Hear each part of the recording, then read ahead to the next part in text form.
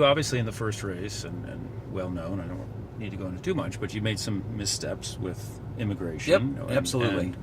But your tactics may be ill-conceived and executed. The one commercial, flying over Soldier Field. But the issue was right. Well, look at the issue now. Were you wrong? Not at all. Well, first of all, I didn't communicate it well, as you were pointing out. But the issue that I was trying to communicate is none of the press, none of the media, nobody was paying attention to the legal immigration problem. And I was trying to communicate that this is a problem, and we need to address it and deal with it. That was the issue, and that's where it should have stopped. But obviously, we did a very poor job of trying to present that. Well, some have said the president and the White House have done a poor job with the current immigration. They certainly crisis. have. Terrible. He just recently went down to Texas, and Didn't some go to would the say, border. Yeah. some would say he would never meet with Rick Perry. He met with Rick Perry. Is that some sign that is there hope for that? And if you were in the U.S. Senate, what would you be doing right today to solve that problem?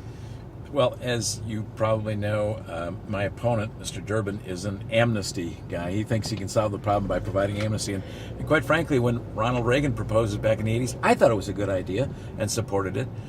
But what we've learned since then is amnesty just causes the problem to get worse, because that means more and more people will come to this country illegally, hoping to get amnesty themselves later on. We really need to secure our borders to know who's coming into this country and how long they're staying. That's number one. But beyond that, I'm willing to try to take a middle-of-the-road position and to bring people together on it. So with the current crisis that's going on, 50,000 illegals, mostly women and children.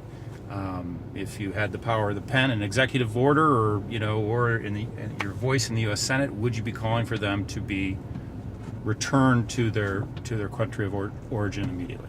How would you deal with it? I believe that that we have to secure our borders so that people aren't able to come in so easily, and I believe that if there are countries that are encouraging this on a wide-scale basis, we ought to be stopping foreign aid to those countries and doing everything we can to get the message across that this is not going to be allowed. But then what would your voice be in the U.S. Senate about returning the children? How do we, we got to deal with that, right? So you're a businessman, we need a plan. You talked about plans. What would be your plan? How would you lead on that issue? Our country has been formed by immigrants. Almost all of us have ancestors who were immigrants. Immigrants have helped this country grow. They brought new ideas. They brought entrepreneurship. They've done a lot of good things for our country and will continue to do so. My argument is, let's do it legally. Let's have legal immigrants come in. Let's decide what the right number is. We accept about 1 million immigrants legally in this country each year now. If that's not the right number, then let's have a national debate, decide what the right number is. But whatever that number is, we need to enforce the laws and follow those laws. And the only reason I asked this question was asked about 8 times in Meet the Press to the president's one of the press secretaries, and he just refused to answer what to do with the children. Are they going to be returned?